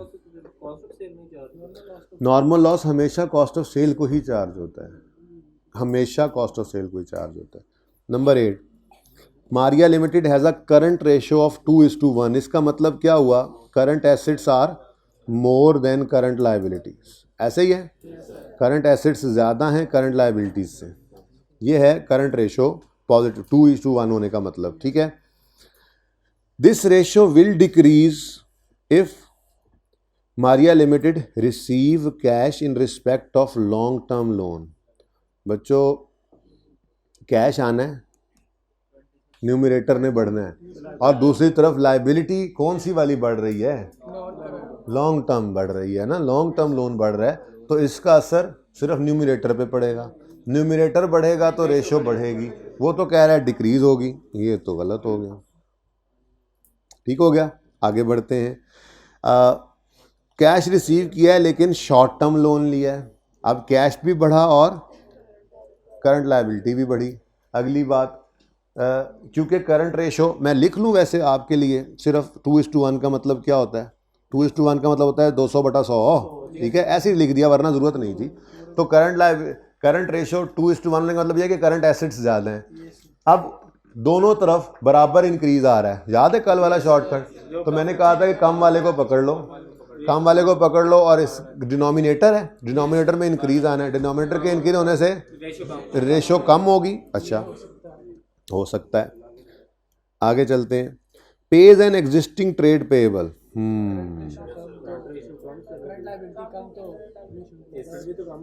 एसेट भी कम हो रहा है, लायबिलिटी भी कम हो रही है, क्या ख्याल है?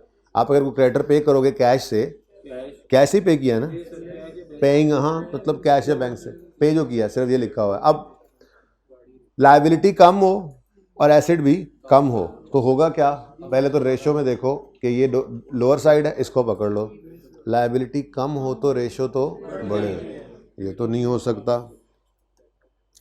Rights of an existing receivable, right of an existing receivable against provision.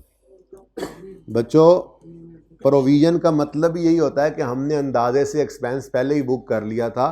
Provision की एंट्री आपको सिखाई थी, प्रोविजन डेबिट, बड़ी सीधी सी लाइनें लग रही हैं आज, ऊपर कोई टिक हो गई है चीज़ मेरे ख्याल से, प्रोविजन फॉर डाउटफुल क्रेडिट, पूरी एंट्री कर लो, उर्दू में क्या लिखना, एंट्री बोल दो। Bad debt expense profit and loss में ले जाते थे डेबिट, और प्रोविजन क्रेडिट, याद है इसकी एंट्री जो बैलेंसिंग फिगर आती थी। तो प्रोविजन का मतलब ही ये होता है कि हमने अंदाजे की बुनियाद पर एक्सपेंस बुक कर लिया है, और जो प्रोविजन का क्लोजिंग होता है बैलेंस शीट के अंदर वैसे भी डेटर्स में से हम उसको नेट करके शो करते हैं। लेट से हमारे 100 रुपए के डेटर्स थे और 10 रुपए प्रोविजन थी, तो डेटर्स ही 90 पड़े होते हैं। अब अगर हमने डेटर्स को क्रेडिट करके कम करके प्रोविजन को डेबिट किया है, क्या मतलब, हमने डेटर में से 10 कम किए हैं और इधर प्रोविजन में 10 बढ़ा दिए हैं। बढ़ाया ही है ना, रिवर्स किया ना प्रोविजन। यार एक तो ये देखो, प्रोविजन का लेजर था और डेटर का लेजर था, ठीक है जी, ये इस तरह से बना हुआ है, ठीक है ना। मैंने कहा जी 100 है क्लोजिंग, ठीक है, वो ओपनिंग बना लेते हैं, और प्रोविजन ब्रॉट डाउन 10 है, ठीक है। अब ये प्रोविजन की एक्सपेंस की entry already profit and loss में हो चुकी हुई है, ये तो मानते हो ना। अब हमने बैड डेट रिटर्न ऑफ की एंट्री ये सीखी थी,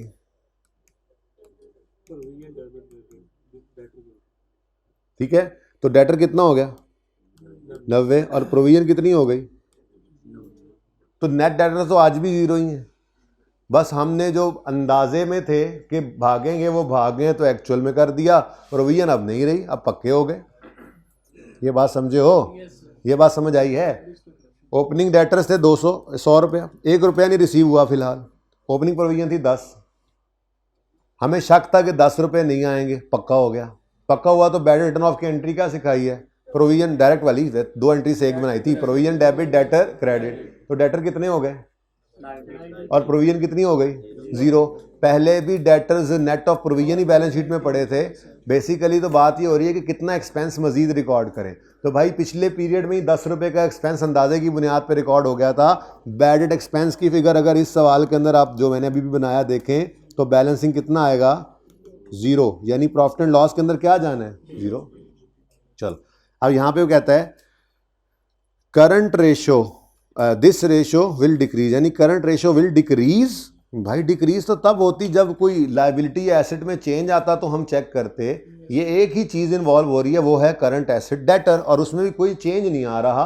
बैलेंस शीट में 90 का डेटर था, आज भी बैलेंस शीट में 90 का डेटर ही है, ठीक है ना। नेट प्रोविजन के अगेंस्ट जब राइट ऑफ, हाँ अगर प्रोविजन के अगेंस्ट राइट ऑफ ना होता, प्रोविजन के अगेंस्ट राइट ऑफ ना होता, पहले शक की बुनियाद पे हमने डेटर को रिकॉर्ड ना कि प्रोविजन ग्रॉस पे पड़ा होता, अभी तक पहली बार ही बैड डेट आता, तो फिर डेटर 100 का पड़ा होता, वो फिर 10 कम होकर 90 होना था। बात समझे हो। तो ये लफ्ज जो था ना, ये rights of against a provision, ये खतरनाक लफ्ज था असल में, ठीक है। तो प्रोविजन जो होती है वो ऑलरेडी एक्सपेंस चार्ज करके हम एक चीज़ को क्रेडिट कर रखते हैं कॉन्ट्रा एसिड के नाम से, और उसे एसिड में से नेट किया करते हैं, ठीक है। तो फिर भाई एक ही बच्चा, वो प्रूफ भी कर लिया था हमने, और कोई कैलकुलेशन भी नहीं किया आज हमने डायरेक्ट ही अंदाजे लगाए हैं, ठीक है ना। और अगर कहीं फंस जाओ कोई मसला नहीं है, तो थोड़ा सा डाटा ही अज्यूम करना होता है, जैसे मैंने ये अज्यूम किया, वैसे कोई डाटा अज्यूम करो और 2 दफ़ा रेशोज निकाल लो, ठीक है। नंबर 9, ये कुछ MCQ ज़रा कट्ठे थे, उसके बाद फिर कुछ कम होने लग गए, क्योंकि ये एक जैसी कुछ चीज़ें होती हैं ना, फिर बार बार जब आने लग जाती हैं, थोड़ा तरीका आपको पता लग गया कि क्या करना होता है, ठीक है। यार ये तो बहुत टाइम लग रहा है। Haris limited has positive working capital. Positive working capital का मतलब क्या होता है, current assets minus current liabilities जो है वो पॉजिटिव है। मिसाल के तौर पे करंट एसेट्स अगर 100 थे तो करंट लायबिलिटीज़ 80 थी, तो 20 का वर्किंग कैपिटल है। ये मतलब होता है पॉजिटिव वर्किंग कैपिटल का, ठीक है जी। What effect will the payment of declared payable dividend using cash balance have upon the current ratio and working capital? Current ratio और working capital। भाई डिविडेंड पेएबल एक करंट लायबिलिटी होती है, और बोलो, और आप कैश को यूज़ करके उस लायबिलिटी को पे करने लगे हो। अब मसला ये है कि पॉजिटिव करंट एसेट का मतलब क्या है, पॉजिटिव वर्किंग कैपिटल का मतलब क्या है, करंट एसेट्स ज़्यादा हैं करंट लायबिलिटीज से। बस ये बातें पता होनी चाहिए आपको। जैसे मैंने नेट एसेट्स नेट लायबिलिटी समझाया था, ऐसे ही ये असल अहम लफ्ज़ था यहाँ पर, पॉजिटिव वर्किंग कैपिटल। क्या मतलब होता है जी पॉजिटिव वर्किंग कैपिटल का, current assets minus current liability. Working capital का फॉर्मूला याद है ना, बताया था आपको, वर्किंग कैपिटल होता है current assets minus current liability. तो ये कब पॉजिटिव होगा, जब एसेट्स ज़्यादा होंगे लायबिलिटीज, और कब नेगेटिव होगा, जब एसेट्स कम होंगे लायबिलिटीज ज़्यादा। तो ये भी एक तरीका है उसका बताने का कि एसेट्स ज़्यादा हैं आपके लायबिलिटीज कम है। बड़ा तेज़ है रेशोज़ के अंदर है जी। अब हमने क्या किया, एक लायबिलिटी को पे किया, डिविडेंड पेएबल को, और कैश यूज़ किया, लायबिलिटी भी कम हुई, एसेट भी कम हुआ, करंट एसेट भी कम हो रहा है, करंट लायबिलिटी भी, ठीक है।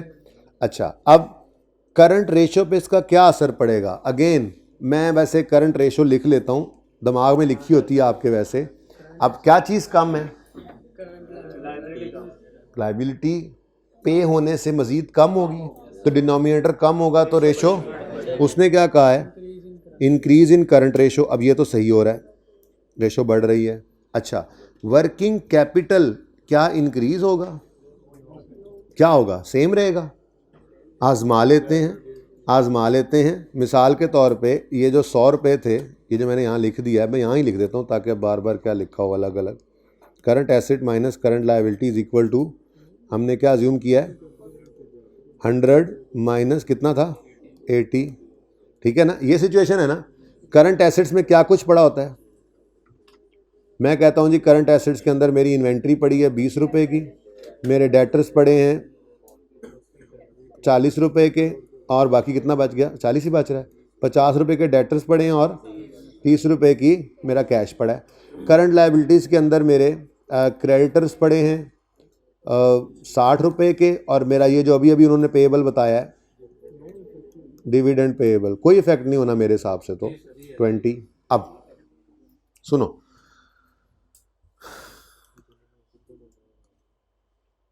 हमने इस कैश को यूज करके इस लायबिलिटी को पे कर देना है, ठीक है, कर देते हैं।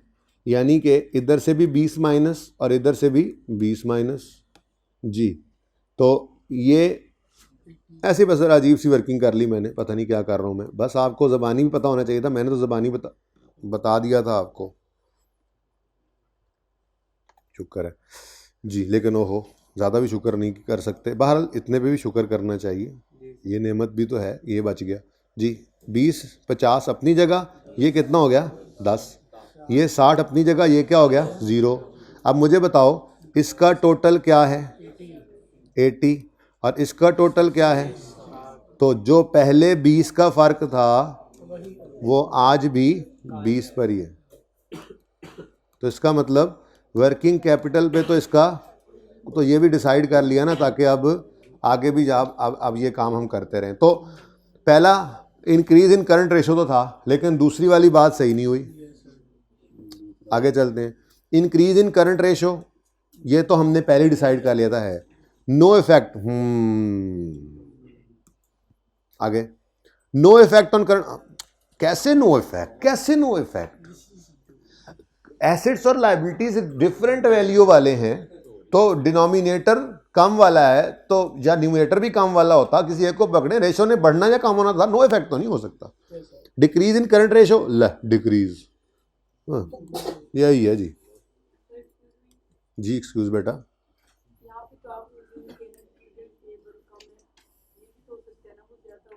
तो बेटा फिर वो कैसे अपने कैश बैलेंस को यूज करके पे कर देता?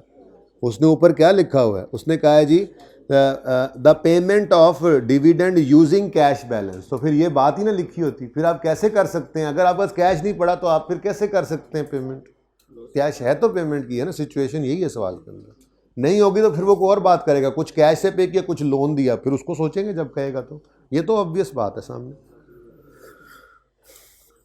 ये अज्यूम्ड डाटा के साथ आप ट्राई करेंगे अब, ठीक है ना। लिखो इसके साथ होमवर्क। बाकी और कोई एमसीयू करने की बजाय ये जितने मैंने निशान लगाए ना, ये अब आज आप इंश्योर कर लें कि करने हैं। इसके अलावा कोई है तो मुझे बताएं, ये देखते जाएं ज़रा। 14 जो है 14, इसको भी होमवर्क में लिखें साथ। 16 को लिखें, 18 19 को लिखें। ये कम कर दिए हैं लेकिन ये छोटे छोटे एमसीक्यूज हैं। ये निशान प्लीज़ प्लीज़ प्लीज़ निशान नहीं लगा रहे आप लोग।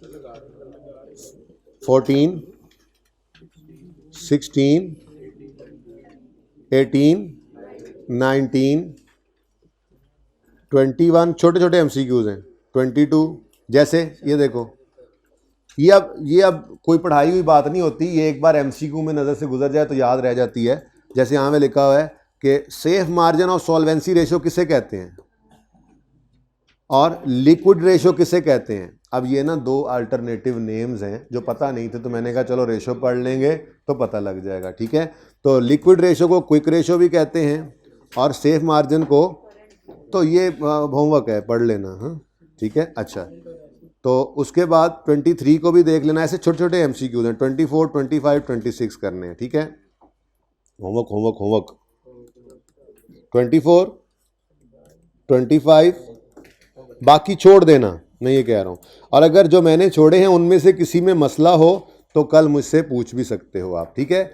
ये तो मैंने वैसे ही काट दिया है, ठीक है।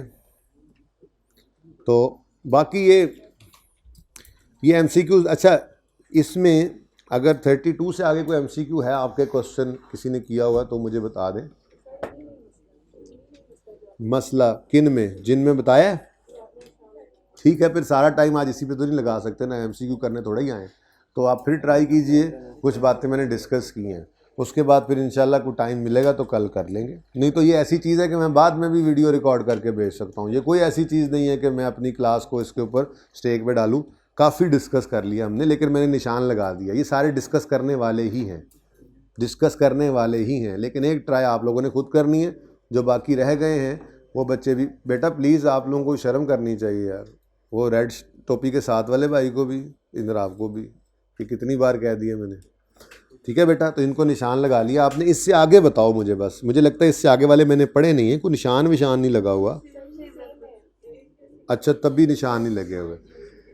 अच्छा जी, अब रीसेंट अटैम्प्ट के अंदर भी कुछ MCQs थे, वो जल्दी से देख लेते हैं। 4 पहले MCQs जो हैं वो रीसेंट अटैम्प्ट के अंदर रेशोज़ के थे, यानी 4 नंबर के MCQs आए हुए थे। क्वेश्चन नंबर 6 है आपके सामने। बाकी सारे इस हमारी रीसेंट अटैम्प्ट के MCQs ना मैंने आपसे इसके अंदर पूछ लिए हुए हैं। नंबर 5 भी पूछ लिया है, 6 भी पूछ लिया हुआ है, 7 भी पूछ लिया हुआ है, 8, जब जब इन टॉपिक्स के टेस्ट आते रहे मैंने पूछ लिए हुए हैं। कोई ऐसा मसला होगा नहीं इंशाल्लाह, ठीक है। गाड़ी याद है आपको? अच्छा, select most appropriate answers from the operations available for each of the following. Which of the following is not a limitation of ratio analysis? Use of different accounting policies, ये तो limitation था। Use of different formulas for, मुझे नहीं लगता ऐसी कोई बात। Different inflation rates, ये भाई लिमिटेशन नहीं है, नहीं है। हाँ अच्छा छोड़ो, वो तरीका वही वाला अपनाओ, नॉट को छुपा के पढ़ो जी। हाँ वही वाला तरीका फिर लगाना पड़ेगा अगर फंस रहे हो तो। कौन कौन सी लिमिटेशंस हैं? Different accounting policies limitation, different inflation rates limitation, different strategies बिल्कुल लिमिटेशन होती है कि एक कंपनी ने जो है वो और स्ट्रेटजी रखी हुई, किसी ने सेल कम कर दी है, किसी ने सेल बढ़ाने के लिए, किसी ने सेलिंग प्राइस बढ़ा दी है, कोई स्केल पे चला गया। तो ये सारी चीज़ें जो हैं यही तो हमारा मसला होता है, आपस में इनका हो सकता है। लेकिन ये कोई चीज़ मैंने आज तक कभी नहीं पढ़ी थी, ये यूज़ ऑफ डिफरेंट फार्मूलाज। तो फिर ये लिमिटेशन है भी नहीं, ठीक है जी। B is the correct option. किसी ने डी भी बोला, मेरे ख्याल से तो बी है। चेक ना कर लें, मुझे याद नहीं वैसे।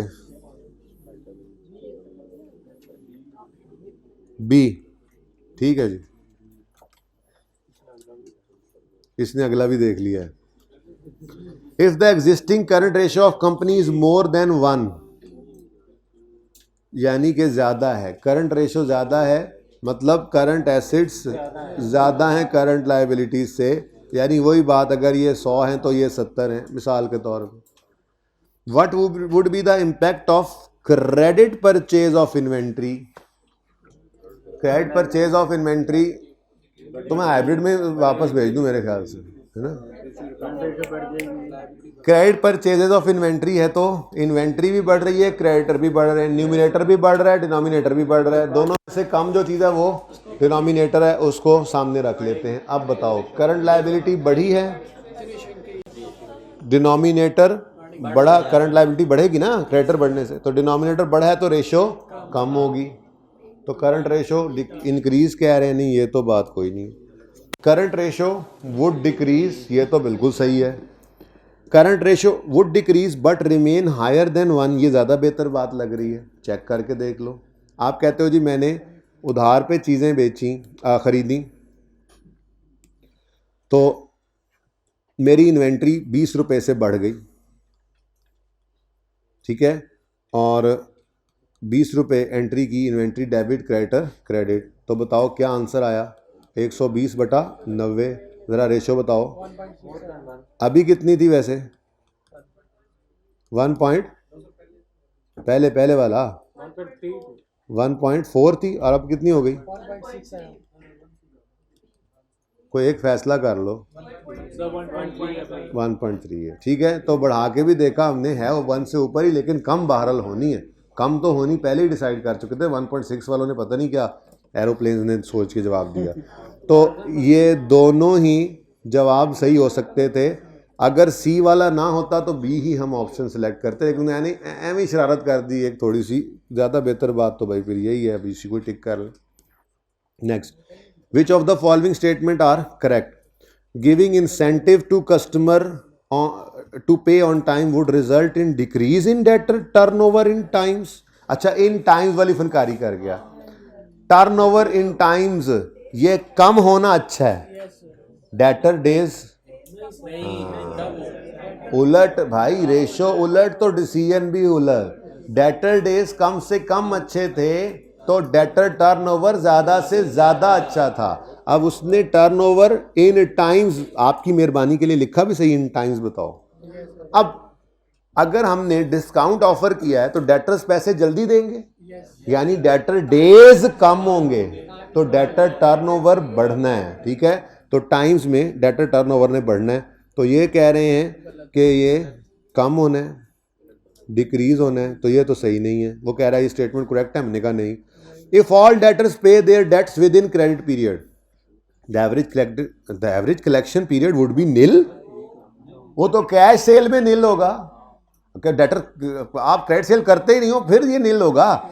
वो गिवन 30 दिन का टाइम था तो फिर 30 दिन डेटर डेज आएंगे भाई। वो कह रहे हैं जो टाइम दिया उसके अंदर अंदर पे कर दे तो डेटर डेज 0 हो जाएंगे। भाई नहीं, डेटर डेज वो होंगे जो आपने अलाउ किया था उसके अंदर अंदर तकरीबन, ठीक है। 25-30 दिन, अगर 30 दिन अलाउ किया तो 25-30 दिन ही डेटर डेज आएंगे। ये क्या बेवकूफ़ी वाली बात कर रहे हो? Both are incorrect. Which two of the following would improve gearing ratio of a company? Issuance of shares at discount। देखें, डिस्काउंट पे भी शेयर्स इशू होते थे ना, तो कैश आता था 8 रुपये लेट से, बाकी हम शेयर डिस्काउंट इक्विटी के अंदर ही हिट कर देते थे उसको 2 रुपये, और शेयर कैपिटल यानी इक्विटी तो 10 से ही बढ़ती थी, यानी इक्विटी ने तो बढ़ना ही है। और गियरिंग रेशियो के बढ़ने की एक वजह क्या हो सकती है? शेयर्स का, इक्विटी का बढ़ना। दूसरी वजह क्या हो सकती है? डेट का कम होना।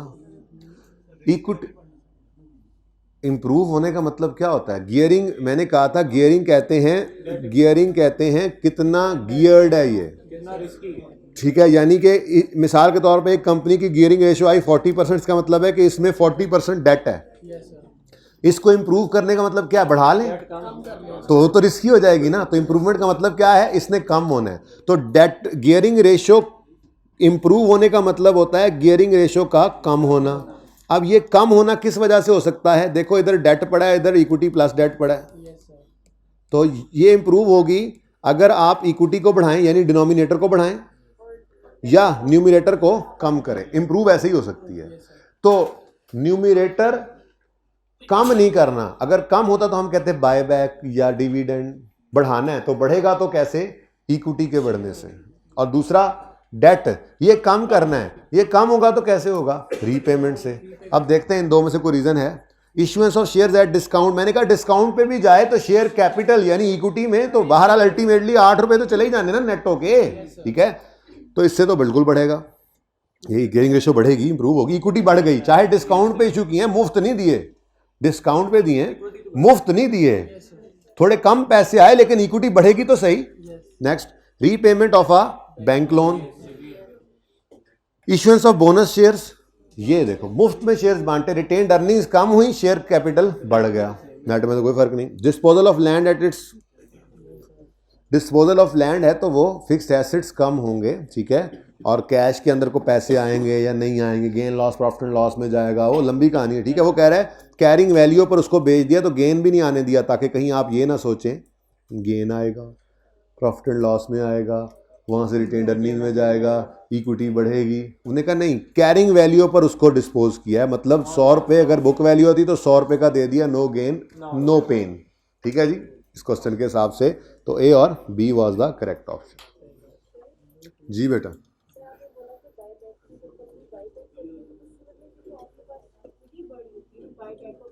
बाय बैक ऑफ शेयर्स में इक्विटी बढ़ती है, बिल्कुल।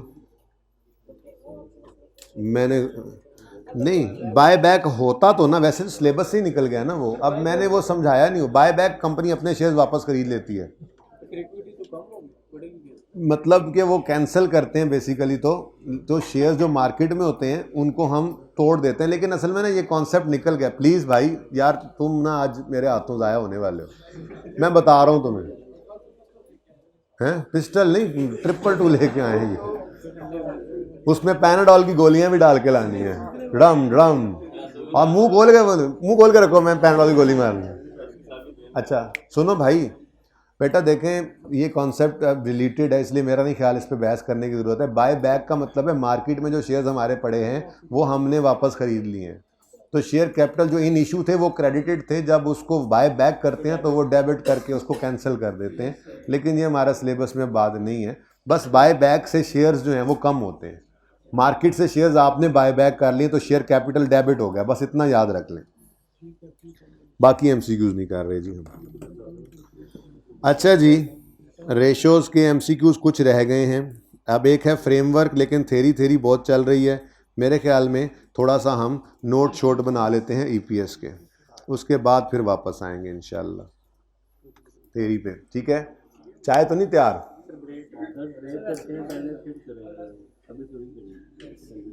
अच्छा,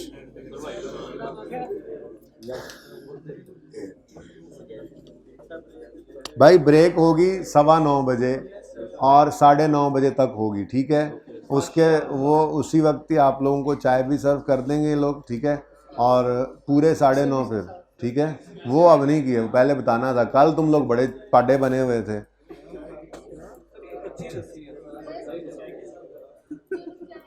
बेटा उनको जूस मिल जाएगा, हाथ खड़ा कर दें जो लोग चाय नहीं पीते।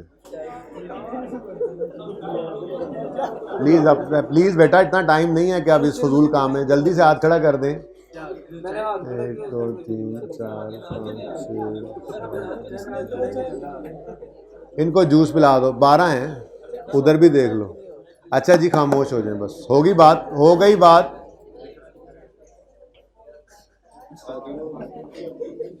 कोई अर्ज कर रहा हूं मैं, मेहरबानी आप लोगों की।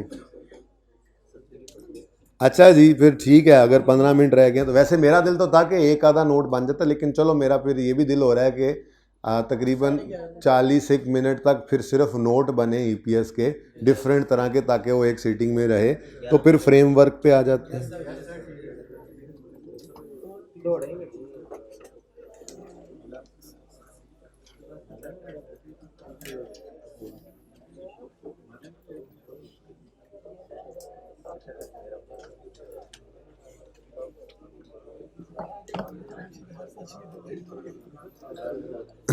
अच्छा जी, इसमें पहले मैं ज़रा वो बात दोबारा पढ़ाना चाहूँगा, रिवाइज कराना चाहूँगा जो पढ़ ली थी। यार ये मैंने फ्रेमवर्क में आने का कहा, बोल किस लिए रहे हैं, ये मैं आइडेंटिफाई कर रहा हूँ। अभी ये बच्चे अभी जा रहे हैं हाइब्रिड में, और कोने वाली जगह पे जहाँ सलीम बैठा हुआ है ना, वहाँ पे मैंने इनको बिठाना है। ये जो 3-4 आइडेंटिफाई हो गए हैं, इसलिए आखिरी 10 मिनट के अंदर अब मज़ीद पक्के ना हो जाएं इस बात पे, मतलब मेरी आंखों के सामने ना आ जाए कि मैं वहाँ पे ट्रांसफ़र कर दूँ। डिस्टर्बेंस होती है बेटा, टाइम ज़्यादा लगता है।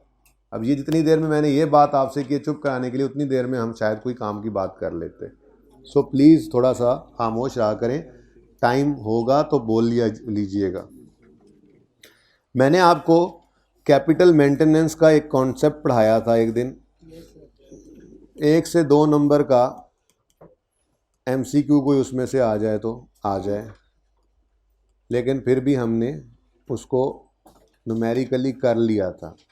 जो किया था उसकी ज़रा एक समरी यहाँ पे इस टॉपिक के अंदर ना, मैं फ्रेमवर्क के टॉपिक के अंदर मैं बस समरीज बनाऊंगा आपके सामने। आपको हाईलाइट करूँगा, जी ये कंसिस्टेंसी है, एक लाइन बस पढ़ लेना, ये जी मटीरियलिटी है, एक लाइन पढ़ लेना। लेकिन यहाँ पे ट्री बना दूंगा आपके सामने ताकि हमें इसमें टॉपिक में मसला ना हो। आपको पता हो कैपिटल मेंटेनेंस है, ये 4 चीज़ें हैं। जब भी आप ये टेबल देखोगे फिर आप देखोगे जी वो रेलेवेंस, रिलायबिलिटी, वो क्या है, क्वालिटेटिव कैरेक्टरिस्टिक्स, फिर मेथड ऑफ मेजरमेंट में जी हिस्टोरिकल कॉस्ट है, करंट कॉस्ट, इस तरह की ना जो 3-4 टोटल चीज़ें हैं इस टॉपिक के अंदर, वो मैं ट्रीज़ की फॉर्म में आपके साथ, क्योंकि लास्ट टाइम मैंने सिर्फ हाईलाइट किया था तो बच्चे ना उसको ईजी लेते हैं। बच्चे कहते हैं यार ये जैसे उस्ताद ने कहा है चीज़ तो आसान ही है, जाहिर सी बात है, तो बस ठीक है इसको रहने ही देते हैं। तो रहने नहीं देना, इसलिए मैं थोड़ा सा आपको ट्री की फॉर्म में बना दूंगा ताकि आप उसकी पिक्चर ले लें, घर पे बना लें। एटलीस्ट जब भी फ्रेमवर्क का टॉपिक ओपन करेंगे तो ये 3-4 तस्वीरें तो देख ही लेंगे जो आपने बनाई होंगी, ठीक है। और एक एक लाइन में हर जगह से रेलेवेंट जो होगी वो सिर्फ हाईलाइट कर दूंगा कि पता हो कि किसके बारे में बात हो रही है। बाकी ना तफसीलात याद करने की ज़रूरत है, ना कोई रट्टा लगाने की। जी पेज नंबर, किताबों का पेज, आप चैप्टर के स्टार्ट में रहें तो बेहतर है। मैं तो इस चैप्टर के एंड पे आया हूँ तकरीबन, कैपिटल मेंटेनेंस के। आप किताब को ओपन भी ना करें, ज़रूरत नहीं है, किताब ओपन करने की ज़रूरत नहीं है फ़िलहाल। ज़रूरत पड़ेगी तो मैं बता दूंगा, पेज नंबर भी बता दूंगा। मैंने आपको कैपिटल मेंटेनेंस के अंदर कहा था कि 2 तरह से कैपिटल मेंटेनेंस की जा सकती है।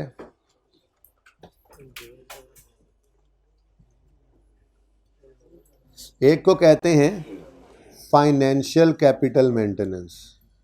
फाइनेंशियल कैपिटल मेंटेनेंस में फिर 2 चीज़ें थी, एक मनी टर्म्स में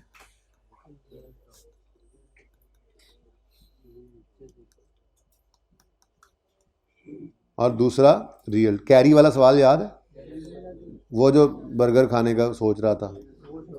तो मनी टर्म्स में तो हमने उसे कहा था जा तू खा ले, हम बिजनेस नहीं करते। जितना 40 कमाया था, मुझे फिगर्स भी याद है उस सवाल की, 1000, अच्छा हाँ 440 इधर आ रहा हूँ, मैं बोलने लगा था अभी। 1000 रुपया इन्वेस्ट किया था उसने, 14 उस चीज़ें खरीद कर 1400 की बेची थी, 400 प्रॉफिट आया था।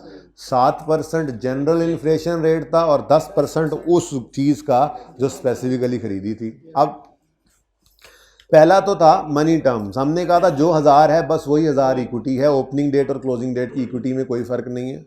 सारा 400 रिटेन अर्निंग में फेंक दिया और उसे कहा खा ले सारा, तू खा ले सारा, याद है, तू खा। तो मनी टर्म्स के अंदर जो फाइनेंशियल कैपिटल मेंटेनेंस होती है, ठीक है, उसमें क्या क्या होता है, यूं लिख लेते हैं, इसको थोड़ा इधर करके ना एक टेबल सा बन जाएगा ये भी, क्योंकि आपने घर पे आपको कहा था कि पढ़ें। किसी ने पढ़ा था वैसे ये सारा? कोई एक बच्चा तो हो जी पढ़ा था ये? अच्छा, मुश्किल लगा था ना? अच्छा चले, फिर भी मैं तो ऐसे कह रहा हूँ कि मुश्किल लगा था और फिर मैं इसको थोड़ा सा आसान कर देता हूँ ताकि फिर ये टेबल भी आपको नहीं पढ़ना पड़ेगा, बस आप ये सारा कुछ नहीं पढ़ना पड़ेगा, बस ये टेबल देख लेंगे। बहरहाल अच्छे बच्चों ने तो पढ़ लिया, अच्छा हुआ, क्योंकि उनको जो कॉन्फिडेंस मिलेगा वो दूसरों को नहीं मिल सकता। दूसरे यही कहेंगे पता नहीं यार ये 4 सफ़े 3 सफ़े लिखे थे, इन्हें 4 लेना दे, पता नहीं की लिखता है। लेकिन जिन्होंने पढ़ा हुआ है उनको इसका एतमाद होगा कि हाँ ये सारी बातें ही थी लंबी लंबी कहानियों में, ठीक है ना। तो बहरहाल अब तो वक्त गुजर गया, अब तो बस ये समरी पढ़ लीजिएगा। सवाल मैंने करवा दिया था, इसके साथ आप रेफ़र करेंगे। वो कौन सा क्वेश्चन था? क्वेश्चन बैंक रेफ़र कर लें, आई कैप क्वेश्चन बैंक 7 कैरी वाला, आई कैप क्वेश्चन बैंक 7 कैरी। अच्छा जी, खैर कुछ बातें इसके अंदर हमने नोट की थी। सबसे पहली बात, इन्फ्लेशन की एडजस्टमेंट। इन्फ्लेशन एडजस्टमेंट क्या हमने की थी मनी टर्म्स वाले में? ना, कोई चक्कर ही नहीं।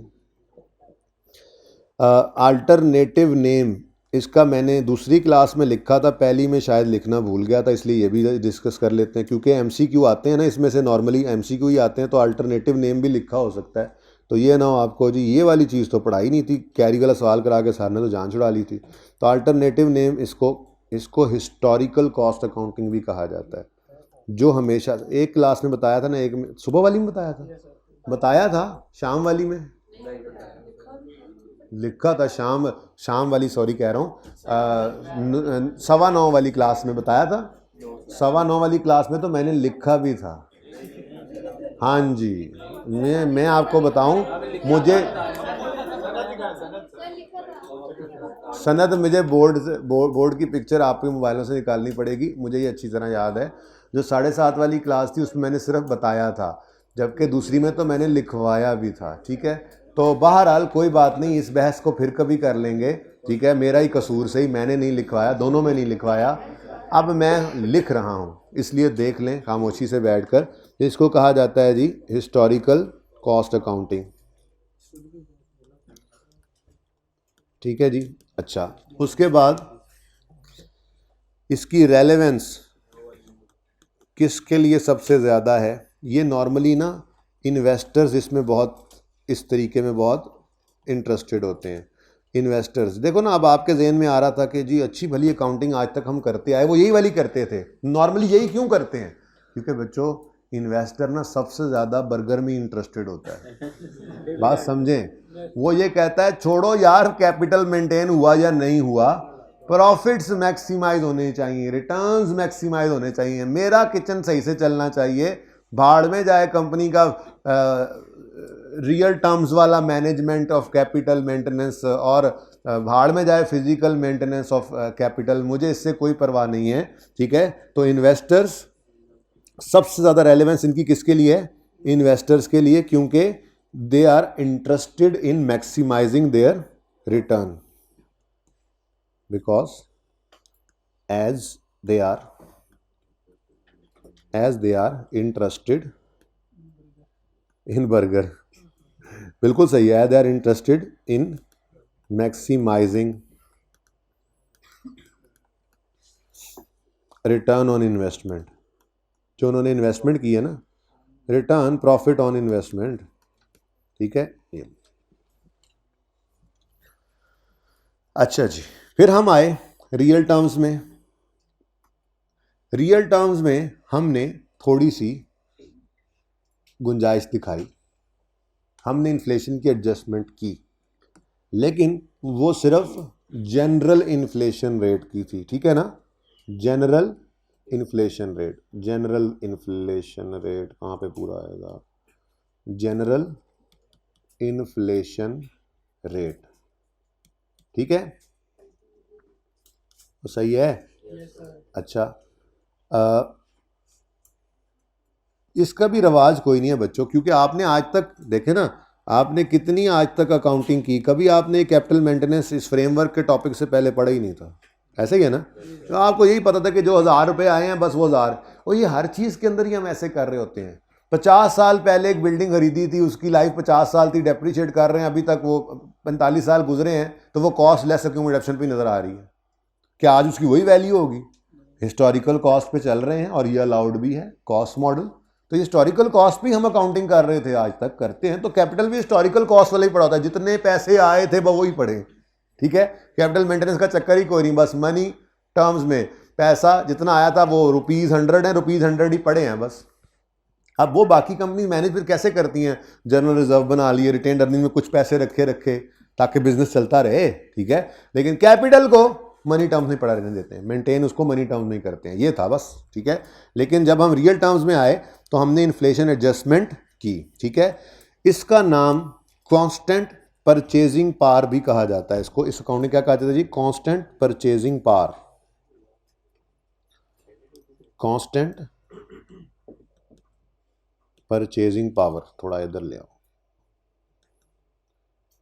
कुछ गैरतमंद अभी भी बोल रहे हैं उस्ताद की मिन्नतें करने के बावजूद। कांस्टेंट परचेजिंग पावर अकाउंटिंग,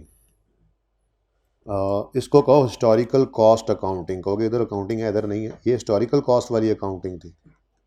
ठीक है जी, थोड़ा सा ना इस भाई को ज़रा इधर कर ही लेते हैं, अब ज़रा ये करीब होने लग गए हैं।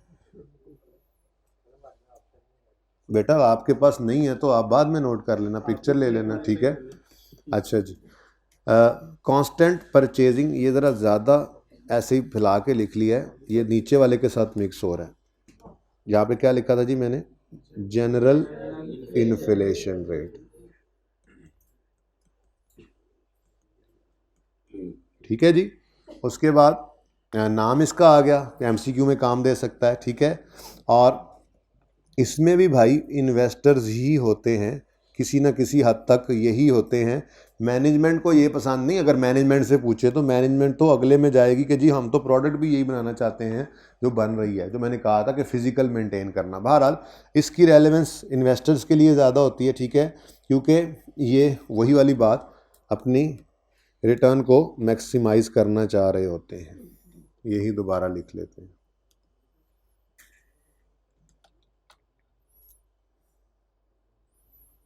ये किधर चला गया पता नहीं, वो किधर था और ये किधर आ गया।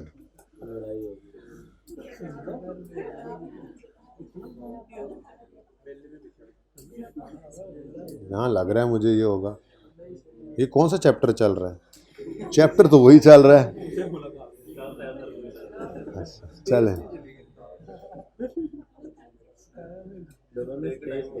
पहुंच गए। इतनी देर में सर आपने लिख भी लेना था। सही बात है वैसे जी। इन्वेस्टर्स चलें जी, ये मुकम्मल करने दें, आप उस साइड पे देना शुरू कर दें, एंड से देना शुरू करें। अच्छा जी, प्लीज बेटा, मैं पीछे मुड़ के देखा ना तो मैंने गर्दन उधर ही मोड़ देनी है अब तुम्हारे। कहाँ यार, तलवार निकालो यार। और ये सुन लो यार, ये काम दे जाएगा, फिर बस कर रहा हूं, ओके। अच्छा जी, उसके बाद अगली चीज थी फिजिकल कैपिटल मेंटेनेंस। थोड़ा और आगे लिख लो इसको जरा, फिजिकल कैपिटल मेंटेनेंस। इस फिजिकल कैपिटल मेंटेनेंस में हमने एडजस्टमेंट की थी इन्फ्लेशन की, बोलो बिल्कुल की थी, बल्कि इसमें तो हमने बदरजाए अतम इसको स्पेसिफिक किया था, ठीक है। Yes, based on business specific, ठीक है। तो based on specific inflation rate, specific inflation rate, ठीक है जी। और जी आजकल के ज़माने में ये होनी चाहिए। ये होनी चाहिए आजकल के ज़माने में भाई कह रहे हैं, लेकिन लोग नहीं पसंद करते, इन्वेस्टर नहीं पसंद करते। वो कहते हैं सारे तुसी महंगाई का नाम पा के उधर पा लेने पैसे, सानू की दोगे, सानू की लभ्या, ठीक है। अच्छा, इसका दूसरा नाम जो है वो करंट कॉस्ट अकाउंटिंग भी कहलाता है। कौन सी अकाउंटिंग जी? ठीक है जी। और इसमें नॉर्मली मैनेजमेंट ही होती है बेचारी, इन्वेस्टर जो है इस तरफ ज़रा इसको पसंद नहीं कर रहा होता, तो इसको नॉर्मली मैनेजमेंट एंड एम्प्लॉयज़ के लिए ये रेलेवेंट होती है, ठीक है। बल्कि ये रेलेवेंस की बजाय मैं यूँ लिख देता हूँ मोस्ट रेलेवेंट टू, ज़रा लफ्ज़ बेहतर हो जाएगा, थोड़ा लेंथी हो जाएगा लेकिन ज़रा बेहतर ये भाई किसी को ना साकिब को बुलाएं ज़रा, किसी को कहें कि 2-3 लोग आ जाएं। मोस्ट रेलेवेंट टू, ठीक है, इस तरह से management and employees as they are interested in assessing entities ability to maintain operating capacity. Management है चाहे एम्प्लॉयज़ हैं, वो ये चाहेंगे कि हमारी ऑर्गेनाइजेशन लॉन्ग रन में चलती रहे, तो ऑपरेटिंग कैपेबिलिटी को मेंटेन रखना चाह रहे हैं। वो ये कह रहे हैं कि यार अगर हम आज एसी बना रहे हैं तो कल भी ये एसी बनाते रहे यार, हम हमारा काम है, हमारे ऑपरेशंस हैं, तो वो इसमें इंटरेस्टेड हो सकते हैं, ठीक है। तो इसीलिए वो रिटेन्ड अर्निंग्स वगैरह वाली जो है ना वो फनकारियाँ लगा लिया करते हैं, मतलब कि वो पैसे ज़रा उस तरफ से रख लिया करते हैं, ठीक है ना। तो मैनेजमेंट एंड एम्प्लॉयज़ क्योंकि वो किस लिए कंसर्न है, as they are interested in assessing entities ability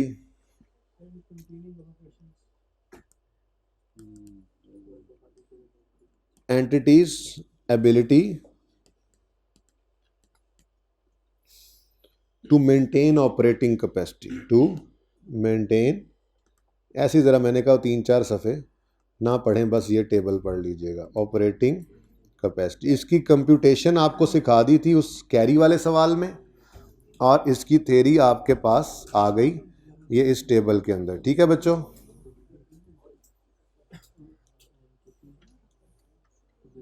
और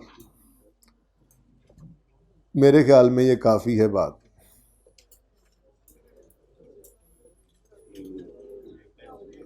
बल्कि ये यहाँ से ही ले आओ लाइन लगाकर।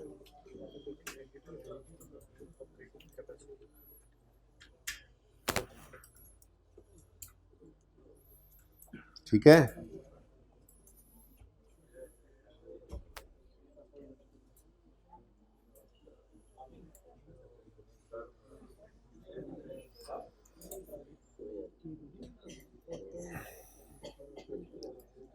अच्छा जी, ये अब आप पिक्चर ले लें इसकी, समरी ऑफ कैपिटल मेंटेनेंस की।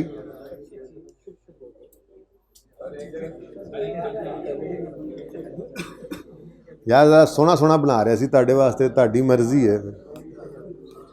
फाइनल वर्जन खींच लेना, क्या हो गया।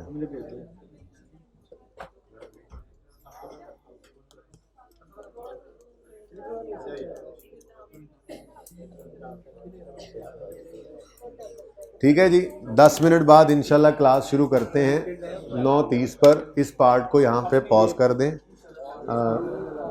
9:35 पे क्लास शुरू हो जाएगी, 15 मिनट दे देता हूँ।